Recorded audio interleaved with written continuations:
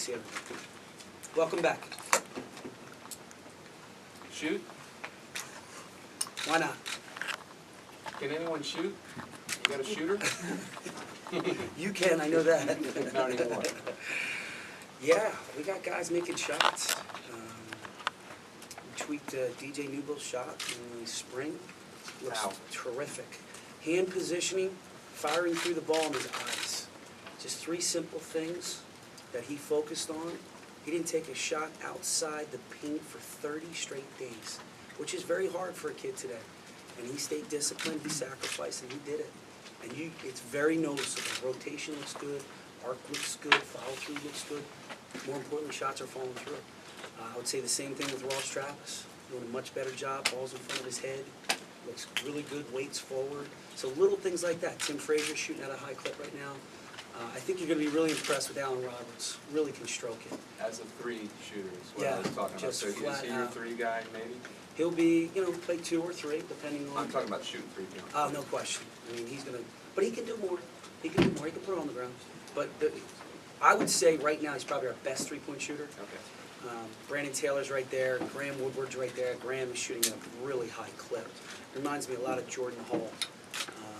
Just the way he competes, the way he plays. Maybe more of a point guard. I felt Jordan was more of a 2. Are you talking about Woodward that way? Yeah. Okay. Yeah. So we got some shooters. We got some skill. Donovan Jack at the 5's drilling 3s. So I know that's going to be a question here today. So let's get it out of the way now. I mean, that's going to be our. It's going to be our positive because he can shoot 3s. He's going to bring big men away from the basket. So that's going to help us. So what do you do with Newbill?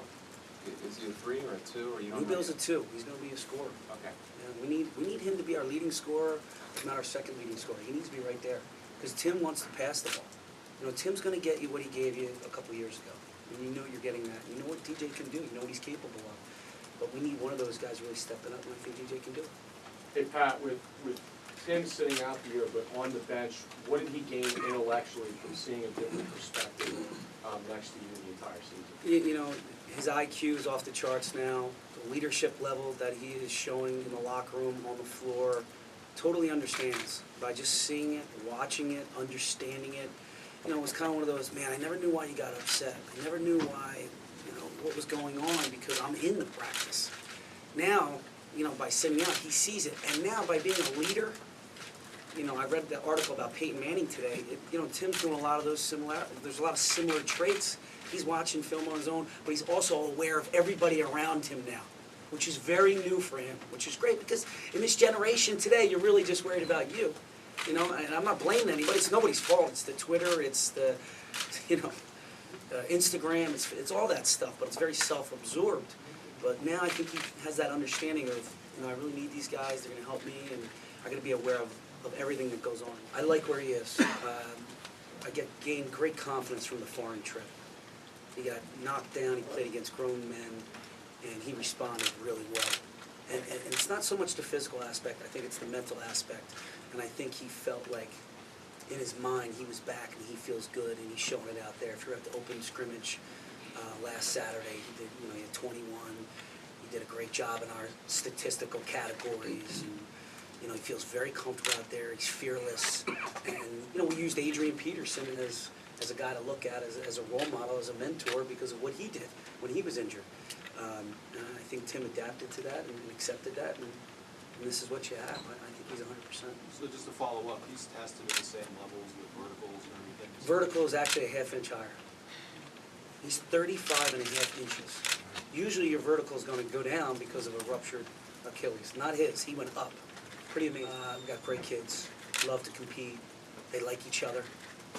I know this sounds funny, but saying that they like each other, genuinely care about each other, and there's love in that locker room, you win some games you're not supposed to win when you have that. If you have cliques or some tension or jealousies, things of that nature, which happens in locker rooms, I don't care how talented you are, that will bring a team down. I don't sense that in our locker room. We've got a great locker room. Guys really enjoy playing together. So as long as we can keep that locker room close and tight and believing in one another and sticking together, that's what I really learned over. What are you going to be able to do with practice now that you wouldn't have been able to do without those extra practices that you got from the European tour? The detail on the offensive end, we've really stressed and worked on more so than any other year. The last 2 years, it was all about the culture, the environment, the defending, the rebound, the toughness drills. We have that instilled. It's there. Now we got to take the next step in our offense. Our offense was always a little bit behind. It really didn't pick up till January, for my liking anyway. Now it's at a whole nother level. Really passing crisply, really driving space, kicking it out, extra passes, doing the little things to get better shots. Don't get me wrong, you got guys on the floor, Tim and DJ, that can get you a shot at any time at the end of a clock, whenever they want. But I think our offense has really come along, and it's in a really better place than it's ever been in my tenure here. Is John Johnson going to be good enough that he will be required to jump right in when he's allowed? Or is the transition going to be such that it's going to take him? It's going to take him some time because game speed's different than practice. But he had 16 on Saturday, shot the ball extremely well, filled our statistical categories, and really great to see because he's been laboring with that foot injury since the summer, and it gets sore in him, so we have to sit him out some practices. But that's if you recall Vinnie Johnson, or is it Vinnie Johnson? Yeah, The the microwave, yeah, from the Pistons. That was me. I think he could be that for us, and he could gain those minutes. And, As a shooter? As a shooter, as a scorer, and as a 22-year-old veteran that's played in the Big East. Yeah, absolutely. So when's his date? Mount St. Mary's. Okay. Look, we got to compete every single day and every single game and every night. We just got to continue to we got to stay healthy. Got to stay healthy. We can stay healthy. We can do some great things. We got to continue to get better. We got to defend and rebound. I really want us to be in the top half of the Big Ten this year. I don't want us to be in the bottom.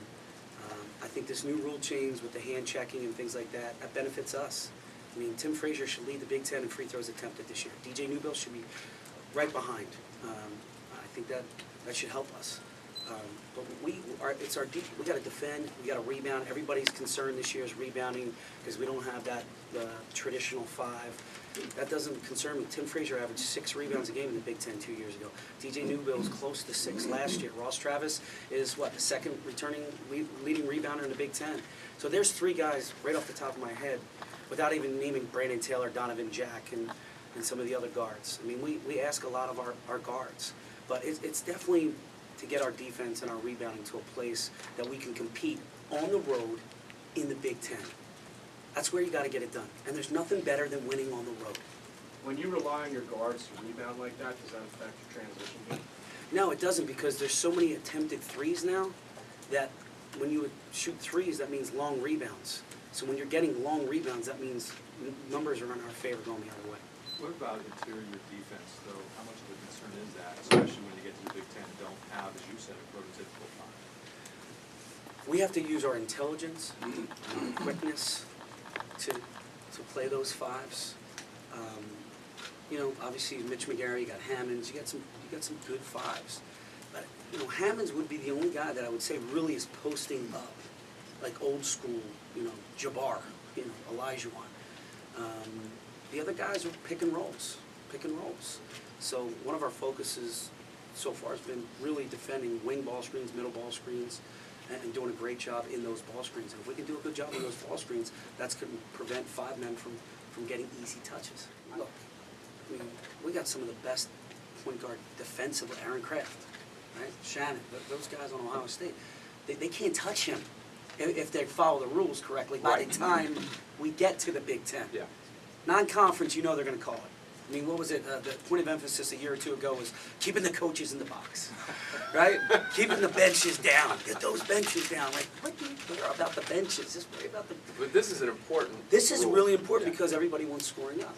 And fine, you get the block charge. I mean, I've taken some of my charge drills out